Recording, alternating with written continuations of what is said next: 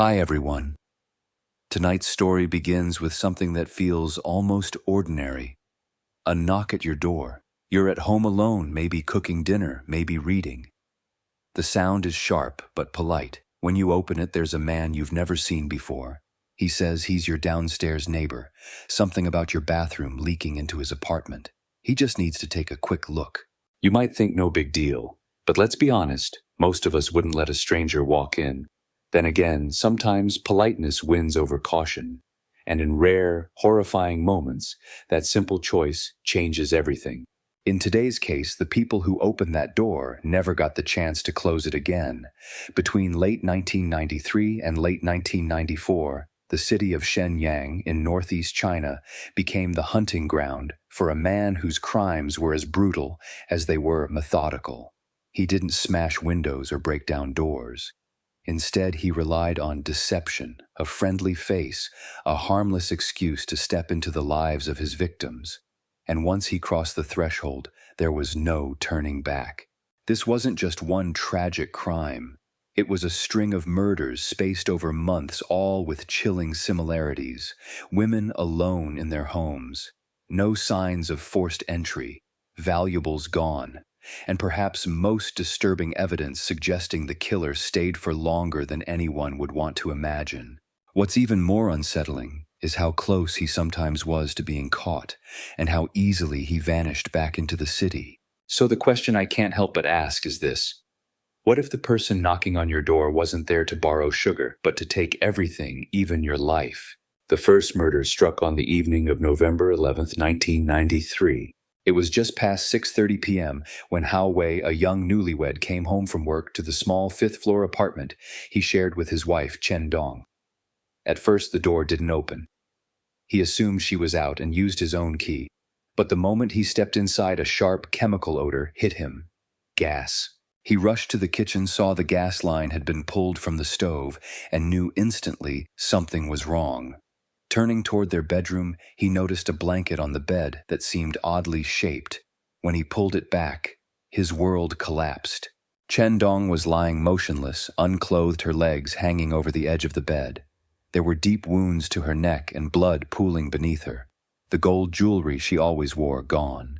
Police would later confirm the killer used a kitchen knife from their own home, and that the gas leak was likely a clumsy attempt to obscure the crime. Forensics revealed something darker: she had been assaulted after death. Less than 2 months later, on January 3rd, 1994, another apartment in Shenyang became a crime scene. This time, the victim was Tao Yun, a 40-year-old employee at a local movie theater. Her husband, Yang Shiqiong, returned home with their young son to find the front door unusually unlocked, something his meticulous wife never did. Inside, the apartment was in disarray. Tao Yun lay on the bed, her clothes pulled aside, a kitchen knife slick with blood in the sink. Several valuables, jewelry, electronics were gone. One chilling clue stood out: a handwritten note left beside the body signed Xiao Feng. The date on the note matched the day of the murder. But bizarrely, the year was written as 1992. Was it a taunt, a mistake? Investigators couldn't decide. February 5th, 1994 brought the first double homicide. Chu Bing, a statistics clerk in her 40s, and her 15-year-old daughter, Xiao Ju, were found dead in their apartment. The scene suggested Chu Bing had been attacked near the front door and dragged to the bedroom. Her clothes were partially removed, but there was no evidence of assault possibly interrupted. Police believe Xiao Ju returned from school mid-crime, dropping her bag by the bedroom before fleeing toward the kitchen, where she was caught and killed. Valuables were stolen, the killer once again using a knife from the victim's home. By March 1994, the killer had struck again. Han Ling, a factory worker in her early 40s, was found strangled with a brand new green rope. She too was assaulted post-mortem, and her jewelry and electronics were gone. At this point, detectives began to see undeniable parallels. 4 murders in 4 months. All women, all alone at home, all in mid- or high-rise apartments. No forced entry. Always theft, often assault, sometimes after death. Still, there were no witnesses, no suspect, and the city was growing terrified. I can't help but wonder how many people in those apartment blocks started double-locking their doors. How many listened for footsteps in the hallway, wondering if they were next. This was only the beginning. Over the next several months, the body count would rise, the killer would become bolder, and police would get closer, but never quite close enough. Each crime scene left more questions than answers, and the name Xiao Feng from that cryptic note would linger in the back of investigators' minds. And yet, the killer was already making mistakes. Small ones, the kind of slip that, if caught, could unravel everything. By early spring 1994, the city of Shenyang was holding its breath. 4 women dead, all linked by method and location.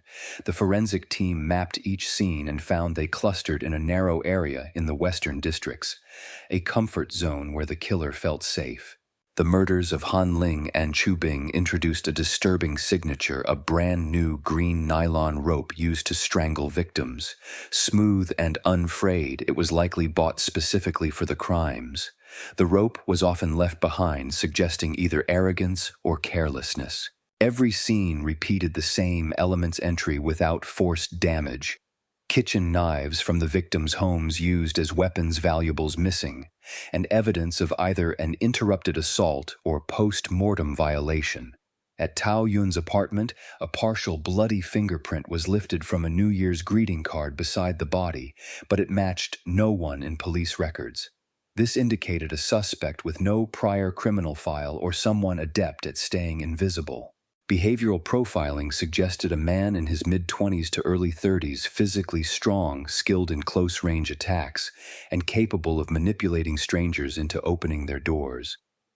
His likely disguises included posing as a neighbor repairman or utility worker. Investigators warned he could appear entirely ordinary in public. Public fear grew. Residents began refusing to open their doors to anyone. City officials declared the murders a public crisis and merged the cases under Series Case Number 3, forming a special task force. In April 1994, the suspect attempted another attack that nearly exposed him. Han Wenfen. A retired woman answered her door to a polite young man claiming to look for a police officer upstairs. She handed him a pen to leave a note. Minutes later, he returned asking for water and stepped inside. Without warning, he grabbed her by the throat. Her adult son in the next room heard the commotion, grabbed a plastic rod, and struck the attacker. Startled, the man released Wenfen and bolted down the stairs, shouting, "Murder," to blend into the panic. Despite seeing his face clearly, neither Wenfen nor her son provided a detailed composite sketch, leaving police without a solid visual lead. The task force concluded the suspect was becoming reckless, and that capture was urgent before another killing occurred. The break came when a future victim's stolen mobile phone would finally leave a trail leading straight toward him. The stolen phone surfaced on November 8, 1994, after the murder of Zhang Ni, a 28-year-old finance director. Her husband Wu Mingzhou returned home earlier than planned, concerned after Zhang Ni's brother had called her number that morning and heard a stranger's voice. The woman who answered claimed the phone now belonged to her, saying she had bought it from a man. The tone was smug, not apologetic, and she hung up quickly. Alarmed, Zhang Ni's brother contacted Wu, who rushed home and found his wife dead in the bathroom, strangled with a brand new green rope. Jewelry, cash, a video camera, and the phone were missing. Tracing the phone became the priority. Records showed that on the afternoon of the murder, 3 calls were made from it to an electronics repair shop, a welding factory, and a local post office. Investigators visited the first location, Taifeng Electronics Repair, a small roadside shop run by a man surnamed Yang with 2 employees, his brother-in-law Ding Hao and a migrant worker named Wang Yisheng. Yang was away, but Ding Hao's reaction raised suspicion. He had tried to slip away when police arrived. Questioned, he admitted he had duplicated phone numbers for customers, fearing this might be illegal, and insisted he had nothing to do with the murder. Both Ding Hao and Wang were asked if they remembered anyone bringing in a gray Sony phone that day. At first, they denied it, but after being pressed, Wang recalled a man in his late 20s, tall and strong, with a round face and large eyes, wearing a brown jacket and riding a new blue mountain bike. The man claimed the phone was his father's and had been damaged playing mahjong, but it wasn't broken. He simply didn't know how to use it. This description was the first concrete image of the killer. The same details were later checked at the welding factory, but the director was hospitalized, delaying leads. When he recovered enough to speak, he recalled two possible young men who matched the profile.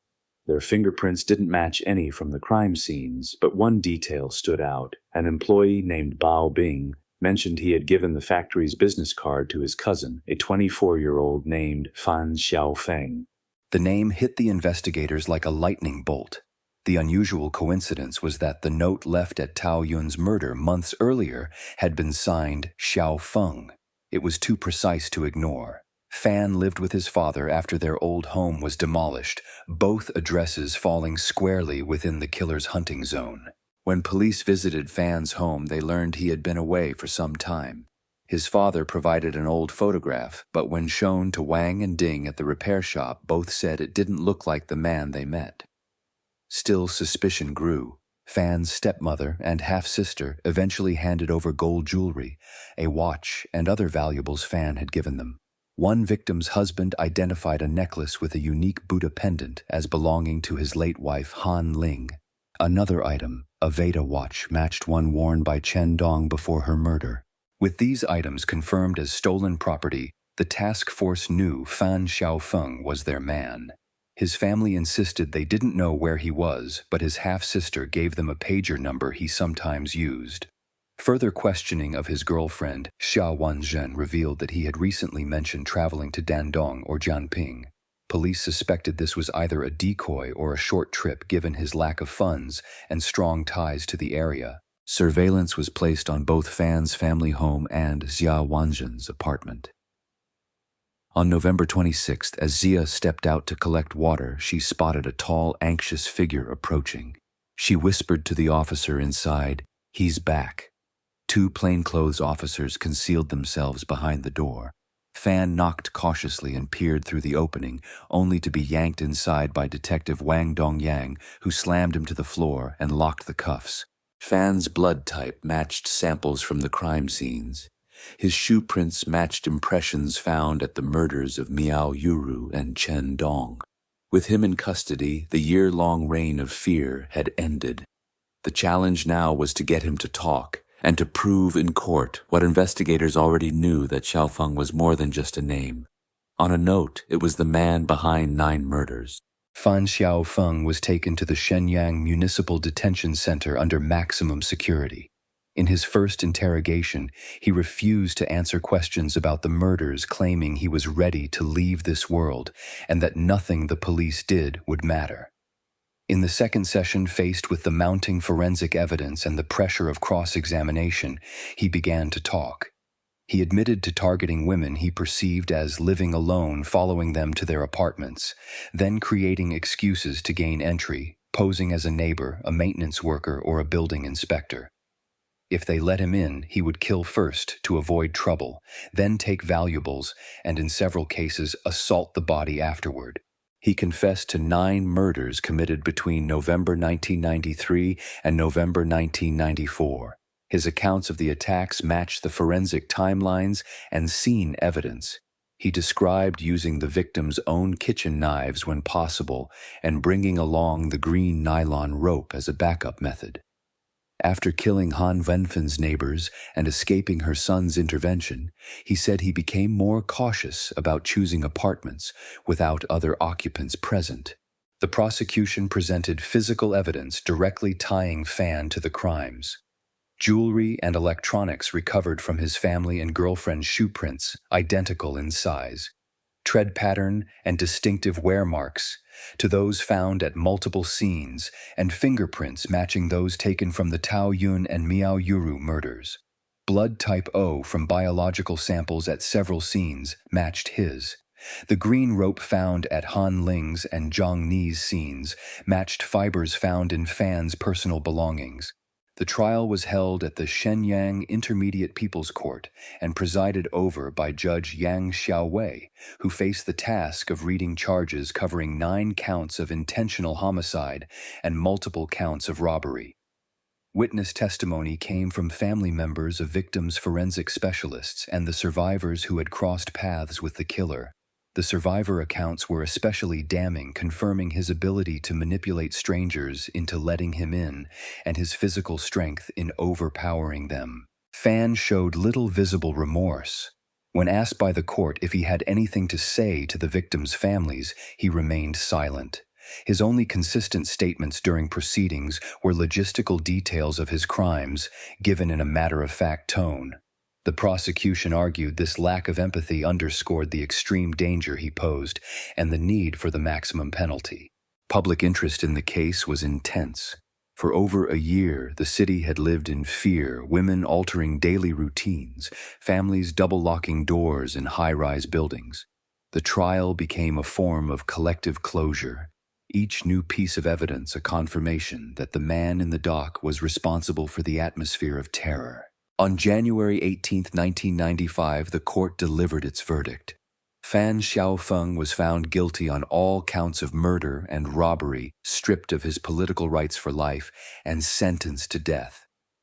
The judge's statement emphasized that his crimes were deliberate, cruel, and caused severe harm to public security. The stolen property was ordered returned to the victims' families where possible. The execution was carried out shortly afterward. A single gunshot ended the life of the man who had stalked Shenyang's residential buildings for over a year. The task force officers who had pursued him noted that his capture was the result of countless small details. One careless phone call, a remembered face, a piece of jewelry no one else could own. For the city, the sentence closed a dark chapter, but the lessons it carried about vigilance and the risks of misplaced trust would remain long after. The case of Fan Xiaofeng left a mark far deeper than the 9 confirmed murders. For more than a year, his presence had been an unseen threat in Shenyang's high-rise apartments, a reminder that danger could wear an ordinary face and speak in a polite voice. His method depended not on brute force at the outset, but on trust freely given in the small courtesies of daily life. A borrowed pen, a request for water, a story about a leak. Those small openings were all he needed. Investigators later admitted that the lack of forced entry in every case had frustrated the search from the start. It meant no broken locks, no pry marks, only the victim's decision to open the door.